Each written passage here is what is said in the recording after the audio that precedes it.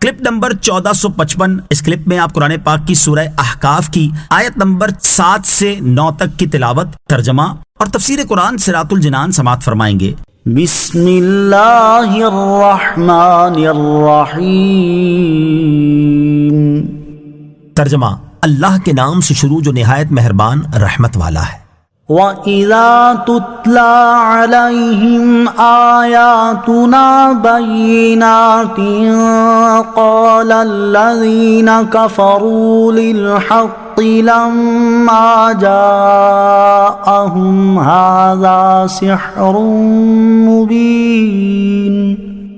ترجمہ، اور جب ان کے سامنے ہماری روشن آیتیں پڑھی جاتی ہیں تو کافر اپنے پاس آئے ہوئے حق کے بارے میں کہتے ہیں یہ کھلا جادو ہے۔ وَإِذَا تُتْلَى عَلَيْهِمْ آيَاتُنَا بَيِّنَاتٍ،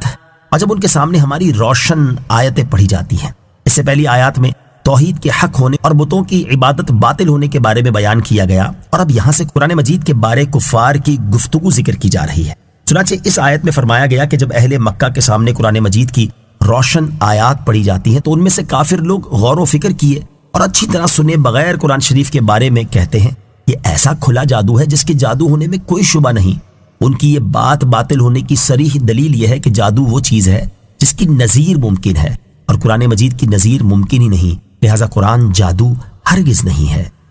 ام یقولون افتراہ قل ان افتریته فلا تملکون لی من اللہ شیئا هو اعلم بما تفیضون فیہ کفا به شہیدا بینی وبینکم وَهُوَ الْغَفُورُ الرَّحِيمُ۔ ترجمہ، بلکہ وہ یہ کہتے ہیں کہ اس نبی نے خود ہی قرآن بنا لیا ہے۔ تم فرماؤ اگر میں نے اسے خود ہی بنایا ہوگا تو تم اللہ کے سامنے میرے لیے کسی چیز کے مالک نہیں ہو۔ وہ خوب جانتا ہے جن باتوں میں تم مشغول ہو، اور میرے اور تمہارے درمیان وہ کافی گواہ ہے، اور وہی بخشنے والا مہربان ہے۔ ام یقولون افتراہ،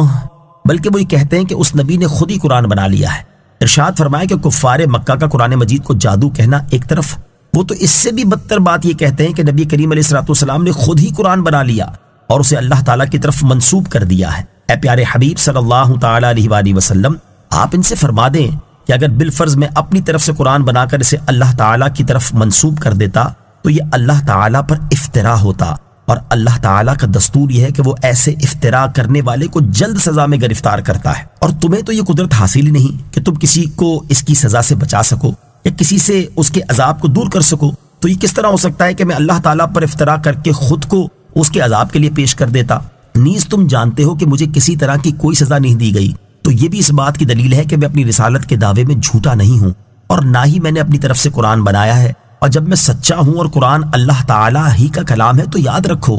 اللہ تعالیٰ ان باتوں کو خوب جانتا ہے جن میں تم مشغول ہو، اور تم جو کچھ قرآن پاک کے بارے میں کہتے ہو وہ بھی اسے اچھی طرح معلوم ہے، تو وہ تمہیں اس کی سزا دے گا۔ اور یاد رکھو میرے اور تمہارے درمیان سچ اور جھوٹ کا فیصلہ کرنے کے لیے گواہ کے طور پر اللہ تعالیٰ ہی کافی ہے، لہٰذا اگر بالفرض میں جھوٹا ہوا تو وہ مجھے فوری عذاب دے گا، اور اگر تم جھوٹے ہوئے تو وہ تمہیں فوری یا کچھ عرصے بعد عذاب دے گا۔ پھر انہیں توبہ کی ترغیب دیتے ہوئے فرمایا کہ ان سب باتوں کے باوجود اگر تم اپنے کفر سے رجوع کر کے توبہ کر لو تو وہ تمہاری توبہ قبول فرما کر تمہیں معاف فرما دے گا، تمہیں بخش دے گا اور تم پر رحم فرمائے گا، کیونکہ اس کی شان یہ ہے کہ وہ بخشنے والا مہربان ہے۔ قل ما كنت بدعا من الرسل وما ادري ما يفعل بي ولا بكم ان اتبع الا ما يوحى الي وما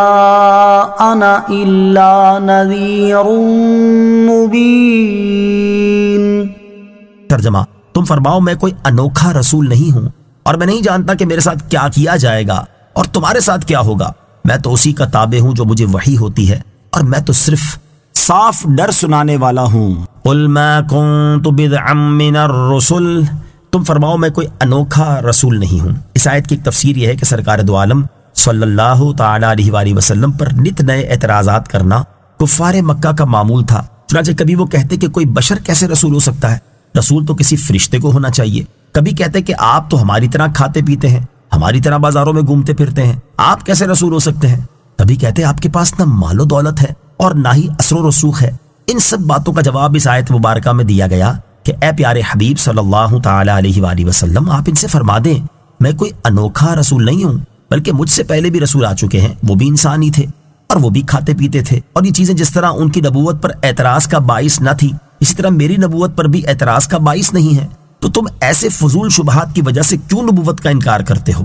دوسری تفسیر یہ ہے کہ نبی کریم صلی اللہ تعالی علیہ وآلہ وسلم سے کفار مکہ عجیب معجزات دکھانے اور عناد کی وجہ سے غیب کی خبریں دینے کا مطالبہ کیا کرتے تھے۔ اس پر حضور اقدس صلی اللہ تعالی علیہ وآلہ وسلم کو حکم دیا گیا کہ آپ کفار مکہ سے فرما دیں کہ میں انسانوں کی طرف پہلا رسول نہیں ہوں، بلکہ مجھ سے پہلے بھی بہت سے رسول تشریف لا چکے ہیں، اور وہ سب اللہ تعالیٰ کے بندوں کو اس کی وحدانیت اور عبادت کی طرف بلاتے تھے، اور میں اس کے علاوہ کسی اور چیز کی طرف بلانے والا نہیں ہوں، بلکہ میں بھی اخلاص کے ساتھ اللہ تعالیٰ کی وحدانیت پر ایمان لانے اور سچے دل کے ساتھ اس کی عبادت کرنے کی طرف بلاتا ہوں، اور مجھے اخلاقی اچھائیوں کو پورا کرنے کے لیے بھیجا گیا ہے، اور میں بھی اس چیز پر ذاتی قدرت نہیں رکھتا جس پر مجھ سے پہلے رسول ذاتی قدرت نہیں رکھتے تھے۔ تو پھر میں تمہیں تمہارا مطلوبہ ہر معجزہ کس طرح دکھا سکتا ہوں، اور تمہاری پوچھی گئی ہر غیب کی خبر کس طرح دے سکتا ہوں کہ مجھ سے پہلے رسول وہی معجزات دکھایا کرتے تھے جو اللہ تعالیٰ نے انہیں عطا فرمائے تھے، اور اپنی قوم کو وہی خبریں دیا کرتے تھے جو اللہ تعالیٰ نے ان کی طرف وحی فرمائی تھی،